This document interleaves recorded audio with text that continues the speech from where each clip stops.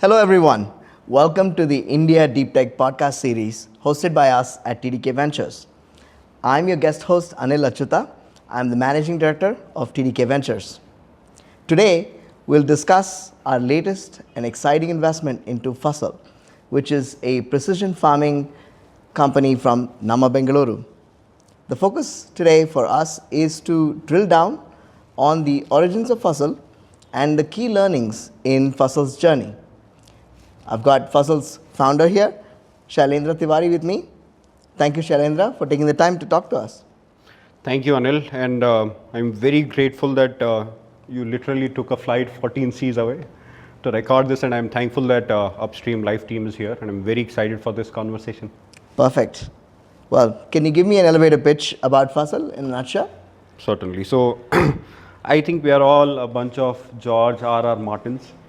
We have created our own Dothraki language. In a way, it allows for farmers to speak to their crops. That is what we do. And as a result of it, the world is a better place. Well, wonderful. Say more. So, we started in 2018, and it was a result of some of our own pursuits to honestly spend our weekends better. Never knew life had very different kind of plans. Got obsessed with a problem which essentially in our mind works like this. India has about 150 million hectares of farmland. We are one of the largest owners of arable land globally. But if you look at our productivity, I don't think we do any justice. So we have everything working out well for us. We have all kinds of climatic zones in this country, all kind of soil. We are 1.4 billion people, so millions of people are engaged in agriculture. But what doesn't work for us is our agriculture knowledge is delivered from one generation to another in form of wisdom. And the impact of it is, even though we should literally be the global food bowl, we don't grow enough that we can feed our own people in the manner that we should be. And what I think became very, very interesting for us was a data point that we landed in 2016-17. So in the year 2016-17, the Netherlands, they exported $1.4 billion worth of tomato. And our combined export from all fruits and vegetables was $435 million. And I think what blows this out of proportion is we have 150 million hectares, they have 1 million hectares. And the idea that drove Fasal was that either probably we are really, really bad at this, or probably they are very, very good with it. And when we delved deeper, we realized that the science in Indian agriculture was missing. And if there was a way in which you could infuse this science and the knowledge of why plants do what they do into Indian agriculture, into the farmer's mind, I think you could literally transform this country. So this country can go from 3 trillion GDP to probably 5, and I feel the fastest way is evolution of Indian agriculture. And we said this is what we are going to make an attempt to solve. And we said a smallholder farmer doesn't matter. Educated, not educated doesn't matter. Different soil, different climate doesn't matter. We have to build something that surpasses all of this. And we have to build it in a way that it could work for global farmers. So in 2018, we registered this company. We had some savings and we gave ourselves about 12 months. We said if nothing works out in 12 months, we'll go back to the job. And here we are. We built that technology. We define it in a way that we have the capability of providing farm level, crop specific and crop stage specific actionable intelligence delivered to the farmers in the language that they understand and on the medium that they are available. We are now on 75,000 acres of farmland. We have developed a groundbreaking global technology, which is a mix of crop science, is a mix of machine learning, is a mix of IoT. And what it has done is, so far on every farm we have been to, we have saved anywhere between 40 to 50% of water which now totals to roughly 80 billion liters of water. We have saved 150,000 kilograms of pesticides. We have saved thousands of kilograms of fertilizers. And every farm that we have been to has spent less money to grow at least 25% more. Wow, that is unbelievable. 80 billion liters of water. Yes. That is a golden nugget. Well, I want to dive deeper into that, but let's take one step back. And I want to ask you, what gave you the courage and conviction to start the company? Because when I speak with a lot of younger, bright entrepreneurs, what they tell me is, Anil, I have so many ideas. There's so many ideas out there. There's so much information out there. There's so many technologies out there. So many problems to solve. How do I choose the right one? How do I almost dive deep into this and get committed to something for the next 10 years? What gave you that conviction? I think it has more to do with getting obsessed with a problem than courage and conviction. So I think I'll park aside courage for a moment, because when we started this company, we were in second half of our 20s. Honestly, there was nothing to lose. So the worst case scenario was you would probably go and fail. And I think in general, see, we were having this conversation, the conversation of your ability to absorb failure. I think I had personally failed so many times in life, in small or large proportions, that I genuinely do not care about failing. But I think what drove this entire pursuit was the fact that we felt if we could solve this problem, we could genuinely be in history books. So the impact that this problem could deliver was so much that there was no downside. So the downside was you will lose maybe 12 months of saving, you'll lose some time, but what you will gain in return is an ability to take a shot at something very big. I think that was the primary motivation. I was not scared. I told my father I'm going to get started on this, and I have like X months of savings, and I may ask for some money at some point in time. And he was happy to. He said, go and live your life. But I think we were so obsessed with this problem that we continued going deeper. And in general, I'm not a very big fan of ideas. I think ideas are like 10% of something, but I'm a very, very big fan of disciplined execution. In general, you could have the greatest of ideas and very regrettable execution, or you can have a very average idea and you could have phenomenal execution.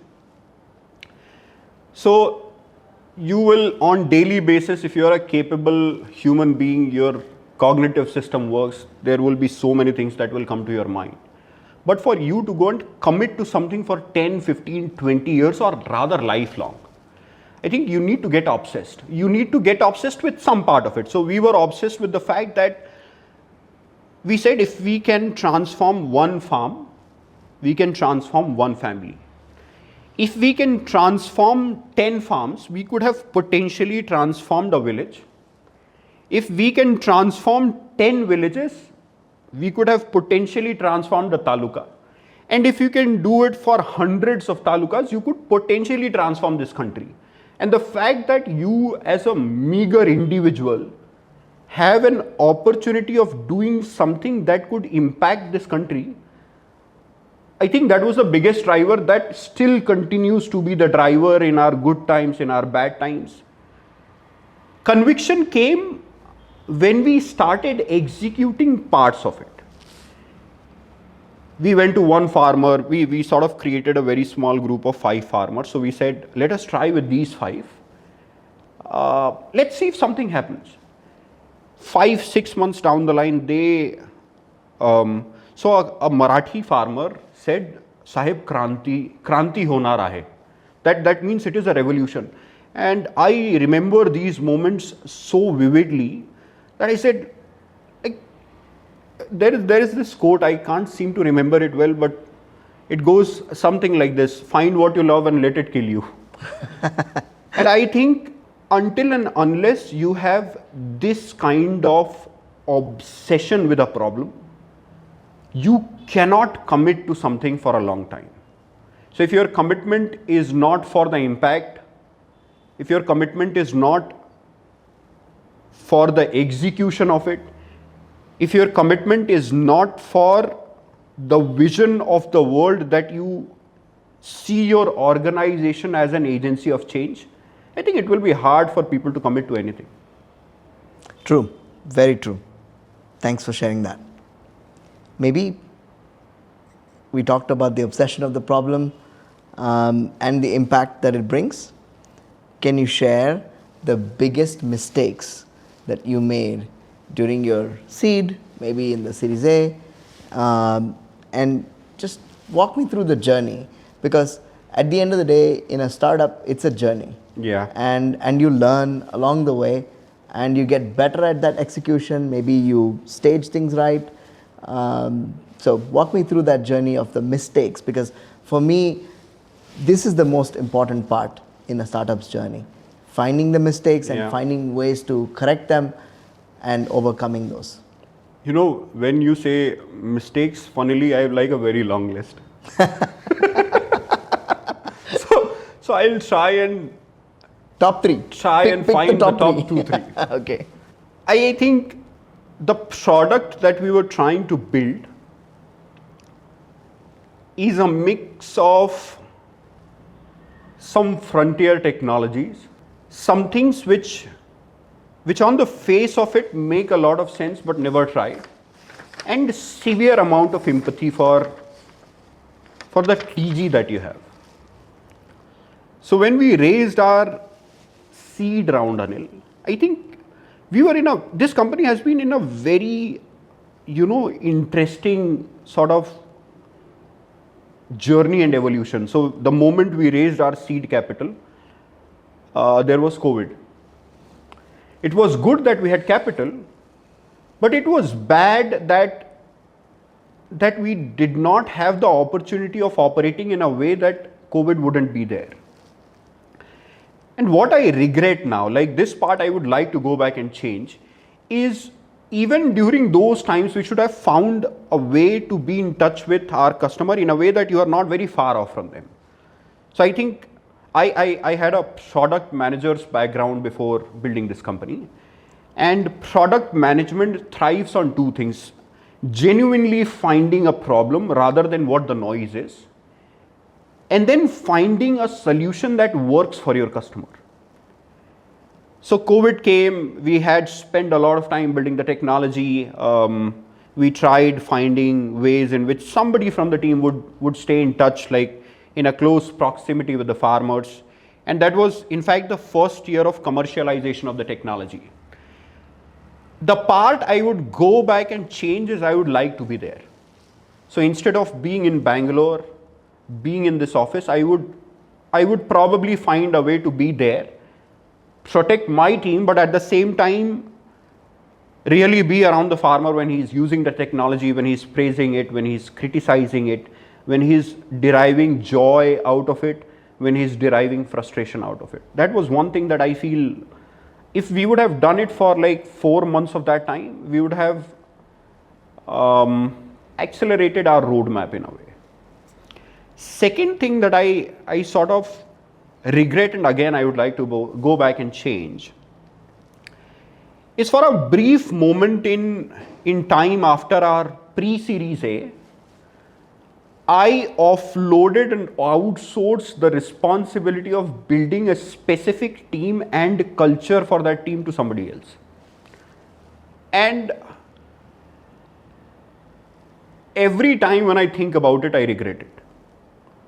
Because I have spent time, we together in this organization, I've spent a lot of time thinking what culture is, why it matters, how do you engage people, how do you hire mission-oriented people. So for a startup which is targeting change of the country, you need mission-oriented men and women. You cannot have people who would just come at 9 o'clock in the office and leave by 6 and assume that their job is done. It requires taking 10 steps ahead. So when I did that, I realized that part of the team looked very different than other parts of the team. And I used to question myself constantly on why this is happening, because I was under impression that we have hired 120 people. These are very good people, they are very motivated, they are doing their job well, and their influence will drive these next 20, 30 people. Did not happen. And now we have shifted back to our own previous ways. I still continue to interview every single person, whether it is the junior most role or the senior most role. We still go and do this culture conversation. We'll still reiterate our values over email very frequently. But I think these two things I regret. I would like to go back and change them in a parallel universe. What is one question you can ask a new employee or a prospective employee on what their culture is and how mission oriented they are? See, usually I'll go back and ask them, why are they working? And I don't like fancy answers. So your mission could be that I want my family to be well off. It serves both the organization and you. So if you want your family to be well off, you need to do well. You need to accelerate, you need to align yourself with an organization. The organization will grow and you will grow so. I don't like fancy answers in the way that somebody would say this and that and blah, blah, blah. It doesn't work. You could have the basest of the reasons which could make you extraordinary. Like, look at the Maslow's hierarchy of need. No? When you are at the bottom of the hierarchy, you want to sleep well, you want to eat well. And these in itself are biological motivations. But if you are aware of something like this, I am very happy. It means it is easier for you to show the value of what this mission means to me. If I am able to relate it to the thing that you are trying to drive in life. So if there are parallels that I can talk to you saying that this is what you care, in the same intensity I care about this, and the only way we can progress together is if we merge them both. So we find one common ground where I and you are on the same page. I think that is something that is a very critical part of my questionnaire. If people give me very fancy answers, sometimes it works, sometimes it doesn't. Give me an example of a red flag. So a red flag is, I'll give you a very interesting one. So somebody said, this to me is a way of giving back because my family belongs to a farming family. My native is a bunch of people engaged in farming. So I asked him some questions like, what do they do, which crop they do, what are their challenges, what are no answers. So sometimes having very fancy answers does not matter. Having the basis of the answer is okay. But what is critical is for you to have something that drives that intensity for you. I know what drives intensity in me, and if you may not be able to understand the vision of it, but if you have something that you feel very deeply engaged about, it's very easy to get on the same page. And that is what matters to me. If they care about it, they would have known the answer to that. Right, they would have, definitely. They rehearsed it. They did. It was a fancy like first degree questionnaire. The moment you start going to second degree, third degree, fourth degree, there are no answers. That's a golden nugget, by the way. So let's get to Fasal, because that's an important part. What is the core value proposition of Fasal? What does the company bring to your customers? And why do your customers love you? Certainly. So there are three things to talk about: the land, the crop, and the farmer. On the supply side of things, and then I'll talk about the demand side of things. When I say land, I talk about arable land which has the ability of giving something to the plant. When I talk about a plant, every plant that you grow has something that we call genetic potential. So genetic potential is nothing but its ability to produce certain quality or certain quantity of what it can deliver, its offsprings. And then the farmer. See, this is a fascinating country to live in right now. So in the last 10 years, the GDP has literally doubled. I remember I used to go to my maternal grandmother's house, and these scenes are so vivid. So I've seen the roads being broken. You are very far off from them because there was no cell phone, there was no electricity, and in front of my own eye in last 15 years, I mean, you can drive your car at like 80 kilometers per hour. Everybody has a cell phone, everybody's trading crypto.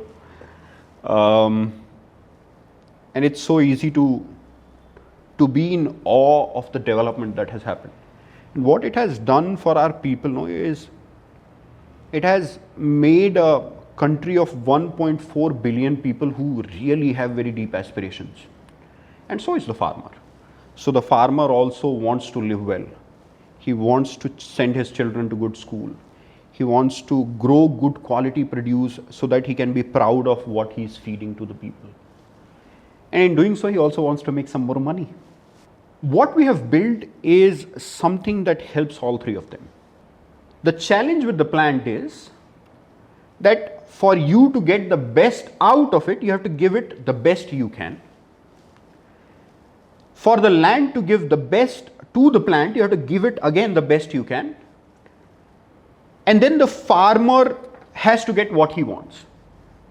What we built is a technology, Anil, which collects every data that understands what is happening with the plant, what is happening with the soil, and it translates in a way that the farmer actually understands what the crop is going through.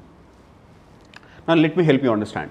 So somebody very recently said India is a country of plenty, and I agree to them. So we have plenty of land, plenty of people, plenty of everything is in plenty.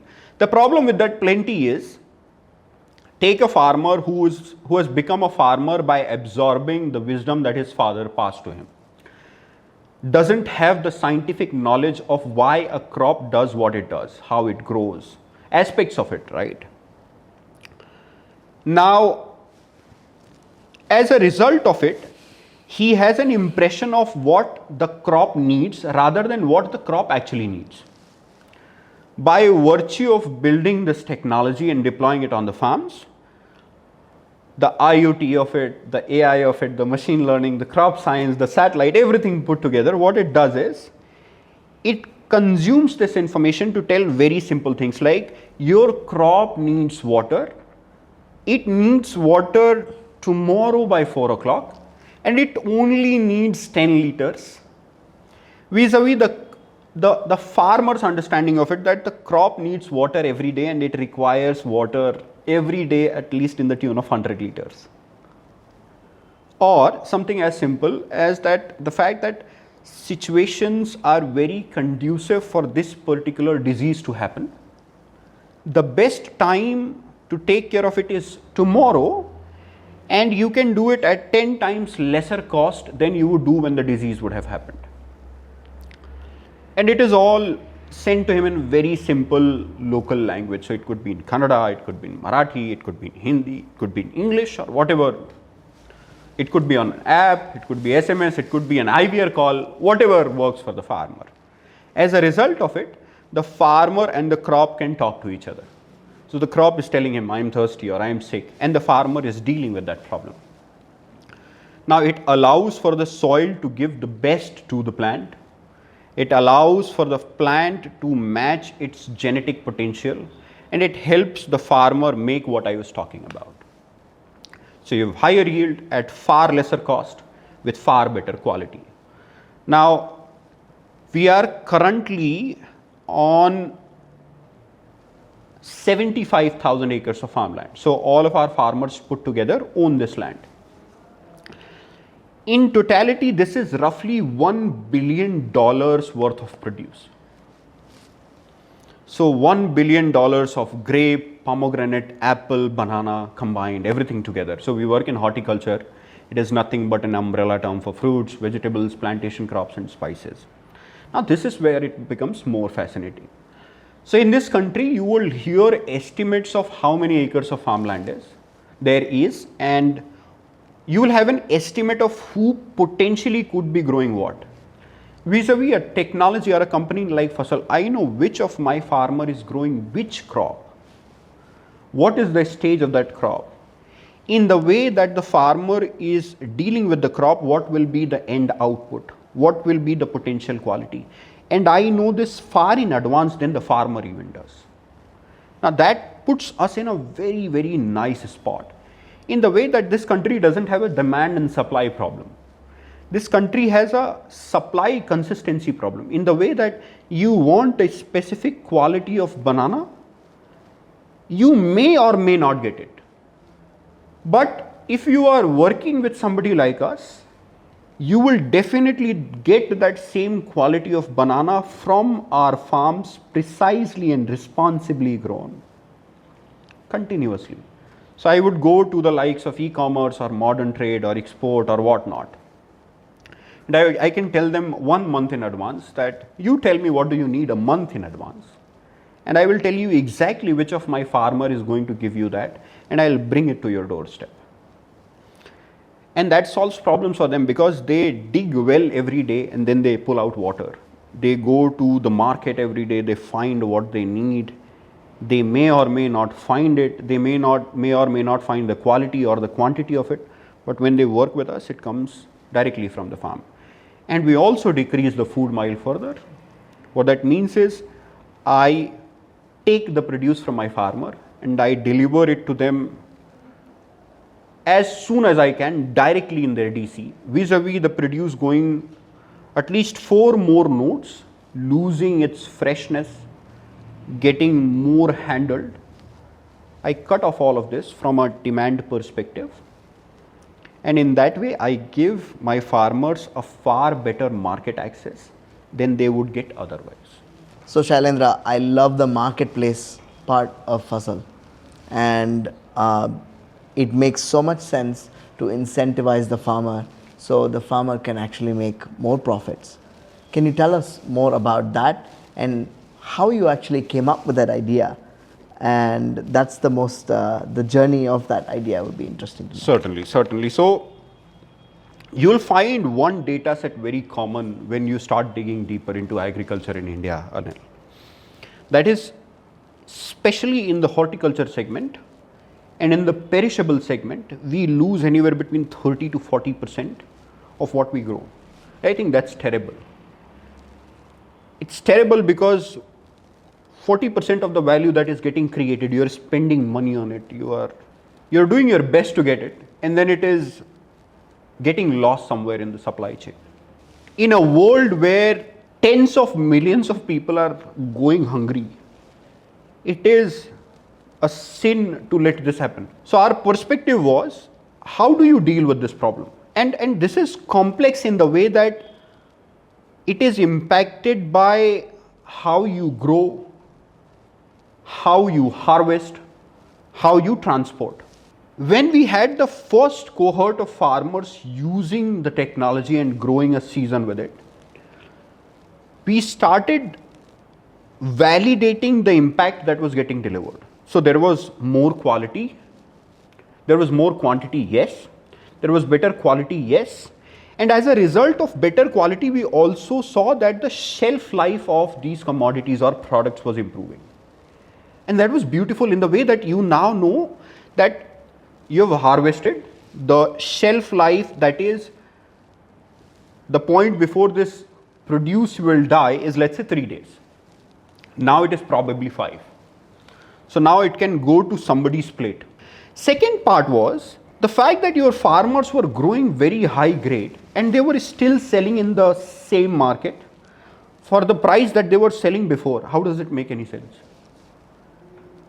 And you know, in this country there are millions of people who are dying to eat good quality products.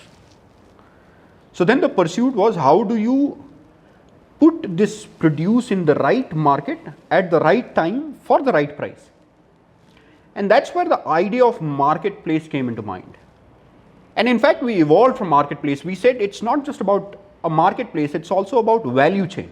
So what we did is, we started doing a lot of research on, again, the trends of this country, right? So I'll continue repeating, this is a fascinating country to live right now. This is going through extraordinary changes at very rapid pace. And one of the changes is that People who are in the lower middle income groups are moving up.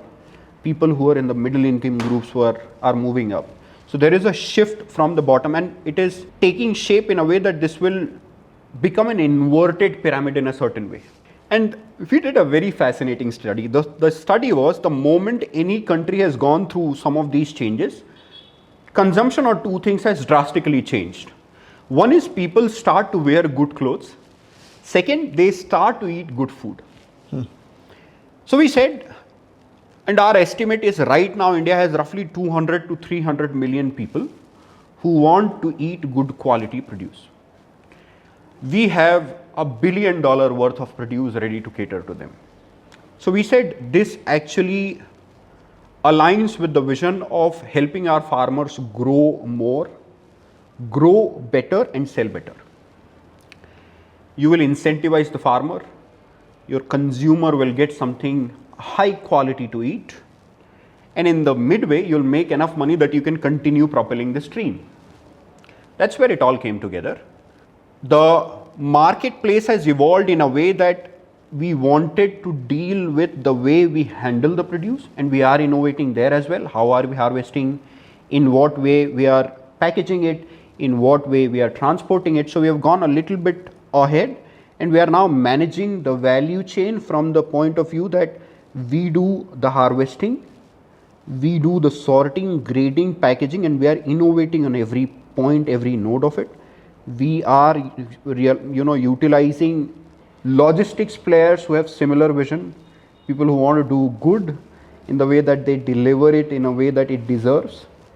And together this orchestra is giving the farmer that satisfaction that I am growing something which is dramatically better than I was, and the consumer is happy in the way that he is eating responsibly grown, safe, high quality produce. What are the challenges here? Many. So challenge number one is, this is a traditional value chain, and every player that you are going to work with is going to give you that debt too, if it makes any sense. So for you to actually operate in this, you have to be very, very clear of what is acceptable to you and what is not. Let's say you take something as minor as harvesting. The traditional way of harvesting is, you assume that the plant is ready, you can pluck the fruits off, so you'll get some labor together, they will all pluck it, they will all take it to a location, you will put it in a certain kind of package, you will take it to the APMC market and sell it off. Vis-a-vis what is acceptable to us is, we really need to know whether this produce is ready for harvest or not. Second, how are we going to harvest it? Are we going to harvest it in a way that it is handled far lesser? Or are we going to utilize the same infrastructure that exists in terms of harvesting? I think to this organization, the traditional has to imbibe the good. Then packaging. I mean, we lose produce. So it is an estimation, Anil, but we lose produce, and produce gets wasted because we don't package it right. And it could be as simple as, how many plies of paper are you going to put in your box? It is as simple. To us, it matters that the produce that the farmer has grown like a child is treated in the same way when you are going to package it. So there was a lot of work on packaging. How do we package it? And then how do we utilize that package as an instrument of helping the buyer know how it was grown and how it has been transported? So if you look at it in a straight line, every node is going to push the traditional and sometimes challenging ways of doing this, and you have to be very, very clear in your mind that you want to harvest it in a way, you want to collect money in a certain way. All of these things are challenging, and in all honesty, it's a very difficult thing to do. But in general, we as an organization believe deeply that to build very long-term value, you have to do very, very hard things. What is your moat? Why can someone not come in and say, I will do exactly what these guys are doing? What did you do to develop that moat? So I can talk about soft moat and I can talk about hard moats. The hard moat is definitely the technology. there's a part of the system which has something to do with IoT. Why do we need IoT? Is because the plant is a living being, it is continuously breathing, it is continuously developing, and you need continuous data to make sense out of what is happening. And when you say IoT, you have to realize the context of that IoT. So imagine some farm in Banmer, Rajasthan, where the temperature could be 52 degrees centigrade. You would potentially have period of time where the farmer isn't visiting the farm. You could have 200 mm rainfall. You could have a buffalo roaming free on that farm.